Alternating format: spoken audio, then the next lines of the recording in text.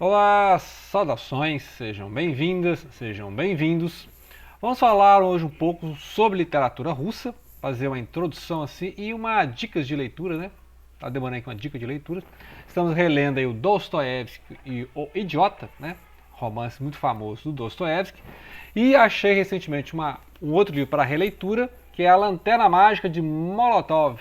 Lanterna Mágica de Molotov, da Raquel Polonsky, que vai falar sobre a história da Rússia, né, a União Soviética, e vai falar sobre este ministro aqui, né, famoso pelo aquele pacto lá com Ribbentrop, que era um ministro, né, de relações exteriores do Adolf, lá no Terceiro Reich da Alemanha, e é muito famoso pelos coquetel, né, coquetel Molotov, né, essa arma coquetel Molotov, e aí ela vai falar da biblioteca dele, da literatura russa, né.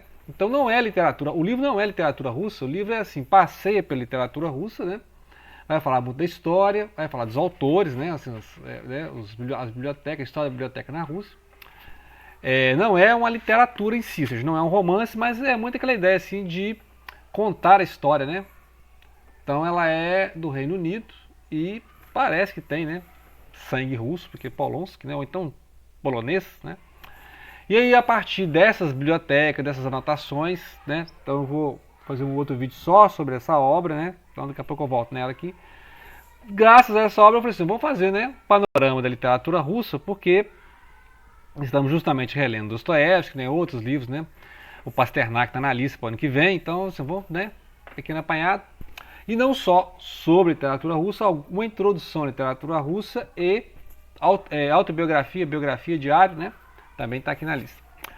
Para começar então a falar de literatura russa, vamos começar então para os jovens, né? Infanto juvenil. Nós temos aqui Galinha Preta, que é a obra do Anton Pogorelsky. Pogorelsky, que na verdade é o nome, o pseudônimo, né, de artista do Alexei Petrovsky. Alexei Petrovsky. Então ele vai publicar isso aqui em 1829 e vai contar muito do internato, né? Aquela transição ali do século XVIII para o XIX. Ele vai falar muito do internato, das condições, né? Tinha até castigo físico, então é mais assim, lembra muito o Oliver Twist, do Charles Dickens, né? Que eu falei aqui, se eu não me engano, ontem, né?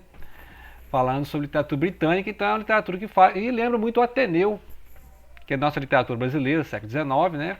Do Raul Pompeia. Essa literatura assim, que fala de escolas, de crianças, né? O mundo infantil, 1829. Né? Meio conto de fadas, né? Lembra muito Hoffmann também, ele fala assim que ele é todo Hoffmann, né? O Quebra-Nozes, né? Então, uma coisa assim, bem infanto-juvenil, básico mesmo, para sem nada de literatura russa, né? Outro clássico da literatura russa, né? Que é o Nariz, né? Aquela mesma série lá do Nariz, o Capote, o Inspetor Geral, que é do Nikolai Gogol, né? Que inclusive o Dostoiévski adorava, assim, né? O Dostoiévski achava o máximo. Que é uma transição ali do romantismo para o realismo, assim, a sátira política, né? A sátira humana, assim, né? E ele também ele é famoso, o outro livro dele mais famoso é Almas Mortas, que aí já é um romance, mais denso. 1842. Mas o nariz aqui é coisa bem básica, né? Coisa assim, bem surreal, que é o nariz do cidadão aqui, né? Um funcionário aqui, o nariz. Primeiro, o cara foi lá no barbeiro, né? Tal, lá fazendo a barba e tal. E decepara o nariz do cidadão. E aí o nariz sai andando, toma vida própria, né? E toma ares de. Acho que é gente, né? O nariz começa a achar que é gente. Então esse aqui é assim, a sátira bem, né, acho, né, não sei se o Kafka leu o Gogol, mas tem umas coisas assim que é o que o Kafka vai fazer no século XX, né? Só que obviamente mais sombrio, né? Isso aqui é mais irônico, né? Total ironia, mas assim, é uma edição infantil juvenil, né, ilustrada e tal, para começar, né, pessoal assim, 12 anos, tá beleza?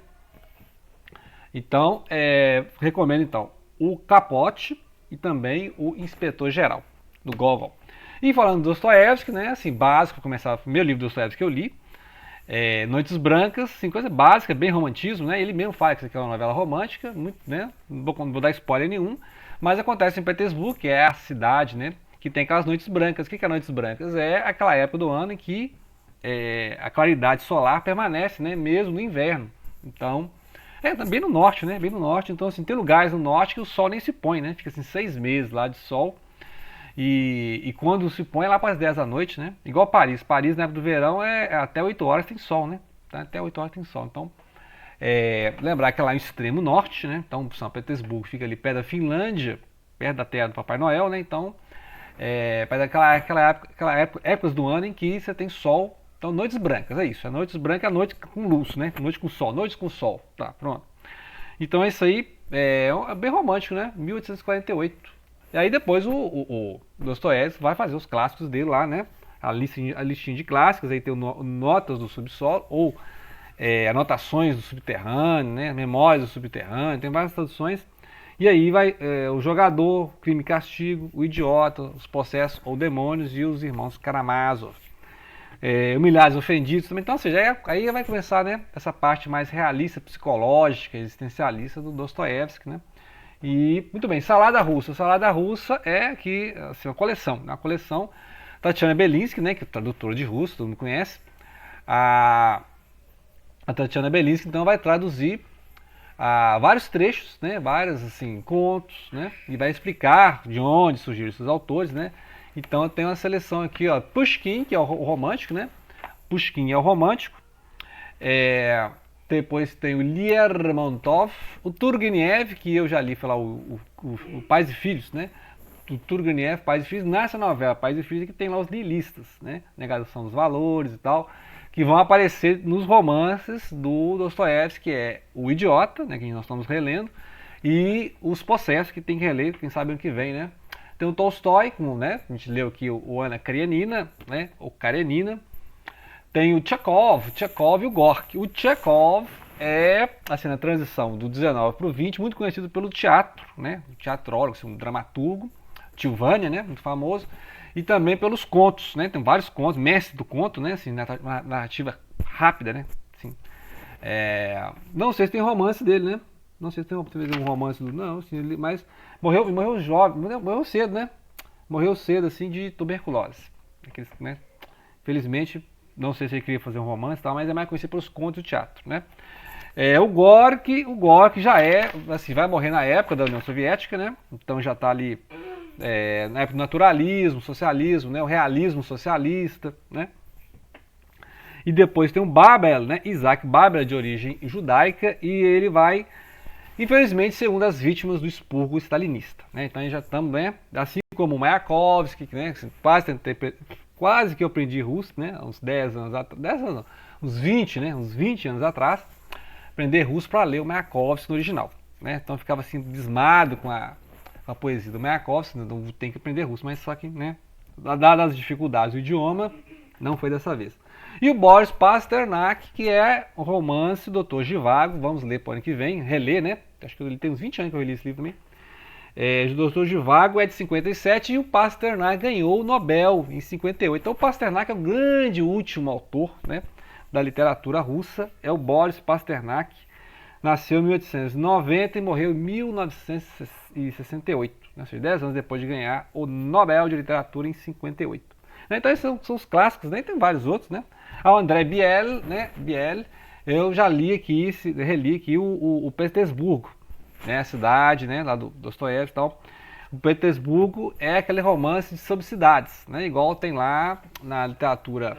Por exemplo, a gente leu o Orhan Pamuk, né, falando de Istambul, né, o Berlin Alexanderplatz, né, também, eu estou esquecendo aqui o nome do autor, mas posso colocar na descrição. É um livro assim que a partir da cidade você tem uma narrativa, né. Eu esqueci agora o Alexanderplatz, quem que é o autor, é um alemão.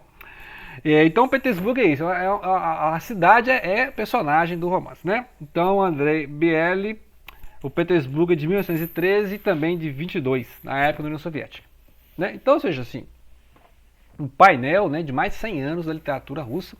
E é importante para a gente ler, então, reler esse livro, que aí vou fazer um vídeo só para ele, né? Isso aqui é só a introdução, o que eu preciso ler para entender esse livro, né?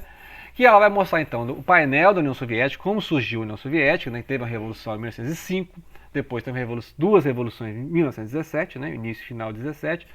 E aí o Lenin, né? Que era o partido, os bolcheviques, né? Os bolcheviques tomaram o poder e aí tentaram fazer um socialismo, né? Assim, tinha um apoio popular, só que a coisa foi ficando radical, porque teve aqueles que não apoiavam, tiveram aqueles que não apoiavam, e aí tivemos o quê? Uma guerra civil, né? Os brancos contra os vermelhos.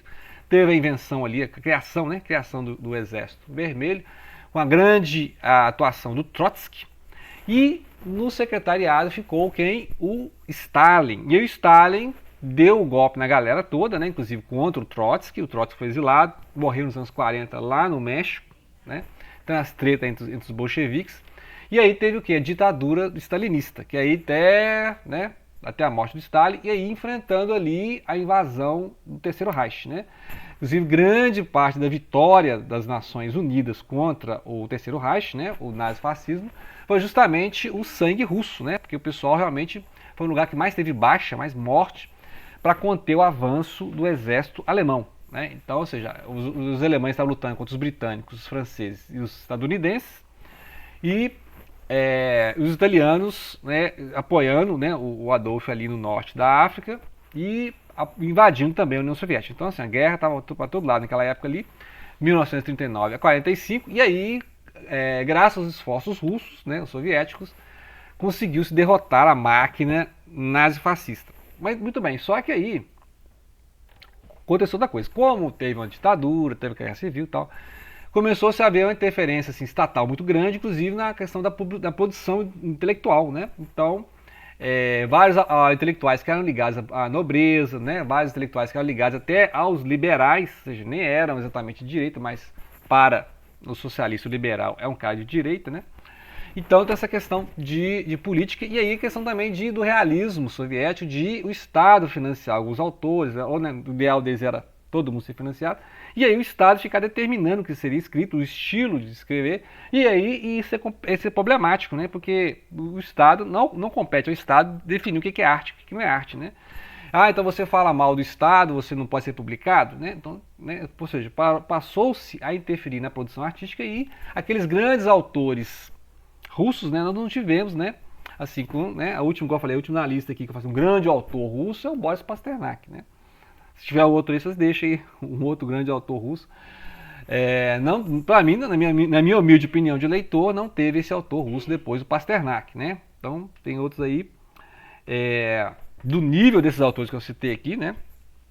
Muito bem. Aí tem autores de reação, autores que ficam denunciando os crimes stalinistas, os gulags, né? Tem esses autores assim. Mas é um autor de reação, não é um autor de criação, né?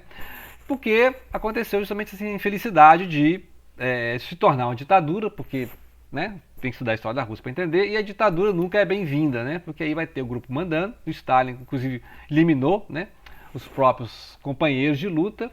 O Molotov sobreviveu um tempo, mas o próprio Molotov foi perseguido, né? O Molotov perseguido, depois foi perseguido. E o Molotov ficou famoso. Ficou famoso justamente por causa desse acordo lá com porque o Stalin precisava de tempo, né? E aí, eles fizeram, antes da invasão da Polônia, fizeram um acordo lá, o Molotov-Ribbentrop. E aí, depois o Molotov também ficou famoso quando a invasão, criaram esse coquetel Molotov, né?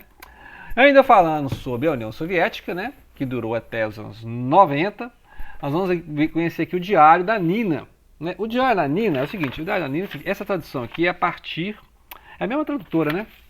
É a mesma tradução aqui. Ah, não. É a tradução. Acontece que a tradução da Joana Angélica é feita a partir do italiano, né? Tem uma tradução italiana e ela fez a tradução. A questão é essa aqui. Que é tipo assim, tem aqueles diários, né, da Anne Frank, da época do nazifascismo, né? Tem um diário de uma menina servo-croata, né? A Sérvia. Eu não lembro que eu já li esse diário, mas não achei aqui. É da menina na Sérvia também, que conta a guerra na Sérvia lá nos anos 90. E aí encontrou-se também esse diário. Então é um diário, mesmo clima de meninas, né, de adolescentes contando guerras, né? Então é um diário muito denso, né? Eu já li vários trechos um tempo atrás, nunca li todo, mas lembra muito assim, eu li por curiosidade por causa da Anne Frank, né, que tem esse diário, e é isso, é a família, intelectuais, né, que são perseguidos durante o terror stalinista, né? Assim como vários desses autores, igual eu falei que o Isaac Babel, né, foi perseguido durante esse expurgo do Stalin. Então é uma obra assim que não é literária, ou seja, não é uma obra literária, é um testemunho, né? Assim como lá na Shoah, né, do Holocausto, tem vários livros que sobreviveram, né? Assim, são meio literários, são meio testemunhos, são cartas pessoais, são diários, né? Que é a literatura de testemunho, né? Não é exatamente um romance, mas você vai ver aqui uma história, tem uma narrativa, tem pessoas, né? Assim como é o diário da Anne Frank. Ou seja, é um diário que mostra o sofrimento e os sobreviventes durante a guerra aqui, sobre os expurgos stalinistas ali nos anos 30, né? Às vésperas da Segunda Guerra Mundial. Né? Então fica aí. Então, ou seja, tem várias coisas sobre literatura russa e sobre a história da Rússia. Né? E aí no próximo vídeo vou falar mais sobre este livro aqui, que é a Lanterna Mágica do Molotov. Ok? Então fica aí dicas de literatura russa, né? Cultura russa. Grato pela atenção e não deixem de compartilhar.